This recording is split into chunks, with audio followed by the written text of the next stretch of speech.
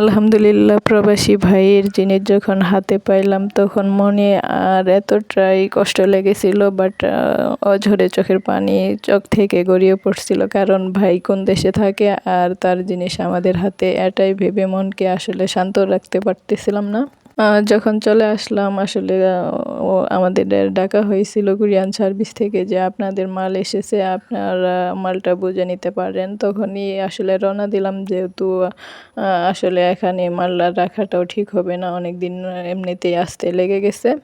তো চলে আসলাম কুরিয়ান সার্ভিসের সেই জায়গাতেই যেখানে আমাদের মালটা ওয়েট করতেছে। সেখানে এসে দেখতেছি আসলে আরও অনেকেই এসেছেন তারা নিতে।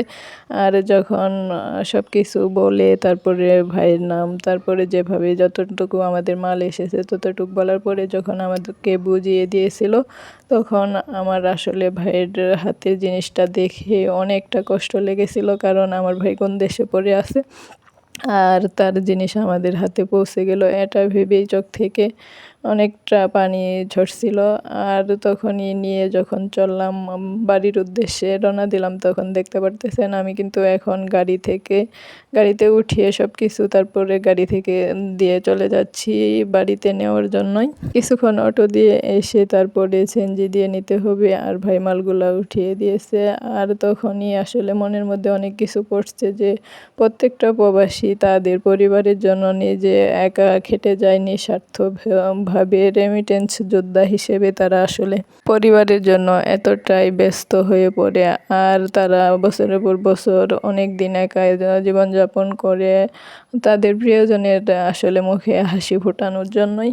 প্রত্যেকটা আসলে লোকের দরকার যে প্রত্যেকটা প্রবাসীর জন্য মন খুলে উজাড় করে দোয়া করার জন্য, কারণ তারা যদি একাই নিঃস্বার্থভাবে খেটে পরিবারের জন্য এত কিছু করতে পারে, আর আমাদের শুধু তাদের জন্য একটু ভালো দোয়ার ছাড়া কিছুই করার থাকে না। মন থেকে এখন চাইলেও আসলে কিছুই করা যায় না তার জন্য। প্রত্যেকটা প্রবাসী যেখানে যে প্রান্তেই থাকুক না কেন যেন ভালো থাকে, বিশেষ করে আমার ভাইয়েরাও যেন অনেকটা ভালো থাকে, সুস্থ থাকে। সবাই একটু দোয়া করবেন। যেহেতু এই যে এরপরে মালগুলা কিন্তু আমরা বাড়িতে এনে পরিস্থিতি পৌঁছে গেছে, তারপরে খুলে খুলে সবগুলাই দেখতেছি ঠিক আছে কিনা। আসলে যেহেতু মালিক ছাড়া পাঠিয়েছে তবু সব মাল ঠিক আছে, ঠিকঠাক থাকার কারণে আসলে কুরিয়ান সার্ভিসদের অনেকটা ধন্যবাদ দেওয়ারই দরকার, কারণ অনেক কুরিয়ান সার্ভিসে আসলে মাল ঠিক থাকে না, কিন্তু আমাদের যেখানে এসেছে সেখানে মালগুলো সম্পূর্ণ ঠিকঠাক রয়েছে। যেদিন ভাই আসলে বাড়ি থেকে বের হয়েছিল প্রায় 1 বছর আগে, তখন আমাদের মনে অনেক কষ্ট লেগেছে, অনেক কান্না করেছি, অনেক অঝরে চোখের জল গড়তেছিল, কারণ আজ থেকে ভাই আমাদের কাছ থেকে অনেক দূরে চলে গেল। আমরা কিন্তু এয়ারপোর্ট পর্যন্ত এসেও তাকে দেখেছি, এবং কি বাইরে যখন সে আসলে এয়ারপোর্টে ঢুকছিল তখন ও পারে নাই আমাদের দিকে তাকাতে, আমরাও অনেকটা তাকিয়ে থাকিছি শেষবারের মতো চলে যাচ্ছে এটা মনে করে। জানি না আর কতদিন পর আসলে দেখা হবে, কখন আবার বাংলাদেশে মাটিতে পা রাখতে পারবে।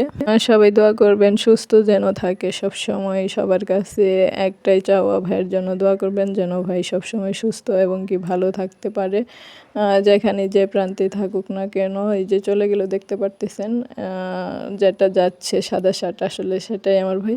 অবশেষে ভাইটাকে ক্লিয়ারভাবে আপনাদের মাঝে দেখাইলাম। সবাই ভাইয়ের জন্য দোয়া করবেন, ও যেন সুস্থ থাকে, ভালো থাকে, প্রত্যেকটা সময় যেন ওর মনের আশা পূরণ হয়।